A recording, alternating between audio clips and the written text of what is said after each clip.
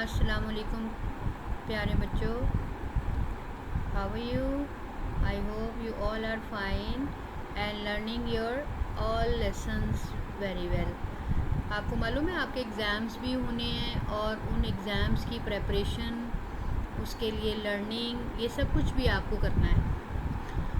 आज हमारा English grammar का लेसन है। हम इससे पहले, अब अगर आप बच्चों को आपको याद हो, हम प्रेजेंट इंडेफिनिट कर चुके हैं। प्रेजेंट इंडेफिनिट के हम पॉजिटिव, नेगेटिव और इंट्रोगेटिव सेंटेंसेस भी कर चुके हैं। इसके साथ हमारा दूसरा टेंस था प्रेजेंट इंडेफिनिट के साथ प्रेजेंट कंटिन्यूस। हम कंटिन्यूस का भी पॉजिटिव, नेगेटिव और इंट्रोगेटिव कर चुके हैं। आज हमारा जो लेसन है वो प्रेजेंट परफेक्ट टेंस के मुतालिक है। ये प्रेजेंट का तीसरा पार्ट है। जैसे कि मैंने आपको बताया था, हर टेंस के 4 पार्ट हैं। आज हम प्रेजेंट टेंस का थर्ड पार्ट कर रहे हैं, प्रेजेंट परफेक्ट टेंस। इसके बारे में मैं आपको इसका इंट्रोडक्शन दूंगी। पहले हम इसकी उर्दू में तारीफ़, यानी उर्दू में इसकी पहचान, वो पढ़ेंगे। इसमें फ़िक्रे के आखिर में लिया है यानी कर लिया है, चुका हूँ, कर चुका हूँ, चुके हैं, ठीक है, वगैरह आता है। दोनों सूरतों में ये सेंटेंस ठीक हैं।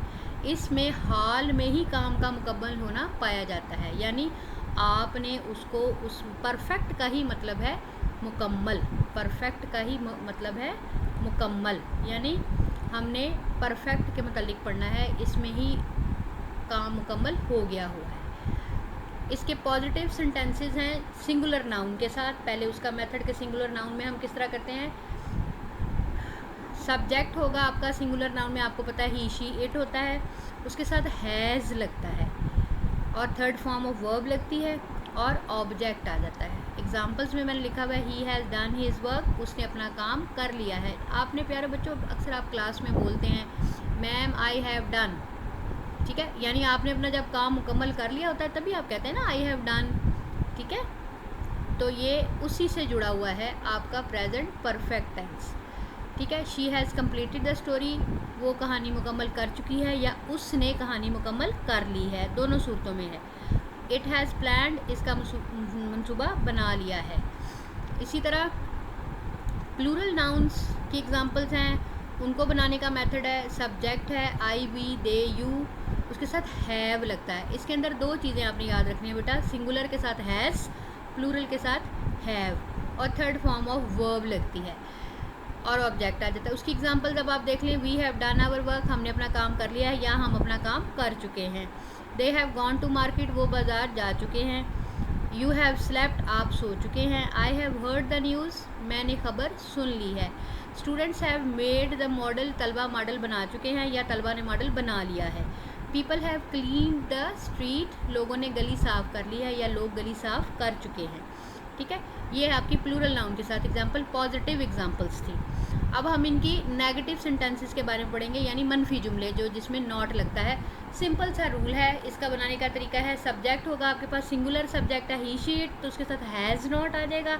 बाकी रेस्ट ऑफ द चीज़ें जो आपकी हैं वो थर्ड फॉर्म ऑफ वर्ब और ऑब्जेक्ट। और प्लूरल नाउन के साथ I, we, they, you plural noun है, उनके साथ हैव नॉट लगेगा, थर्ड फॉर्म होगी और उसी तरह ऑब्जेक्ट आ जाएगा। यहाँ पर मैंने उनकी एग्जांपल्स लिखी हुई हैं।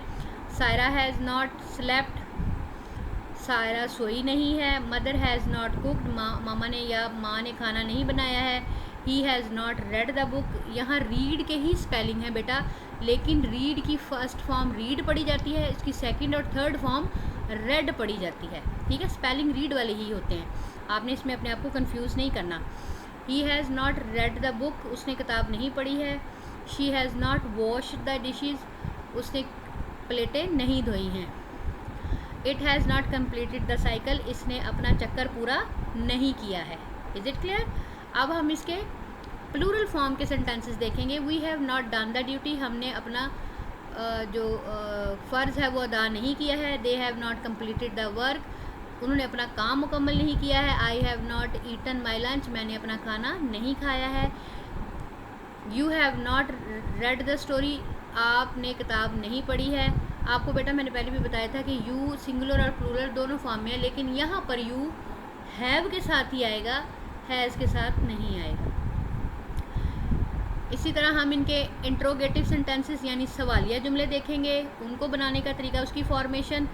हैज़ और हैव जो है वो फ़िक्रे के शुरू में आ जाता है, फिर सब्जेक्ट आता है। अगर वो सिंगुलर है तो हैज़ लगेगा, अगर प्लूरल है तो हैव, और वो जुमले के स्टार्ट में आ जाएगा। मैंने ऑब्लिक के साथ दोनों चीज़ें लिखी हैं।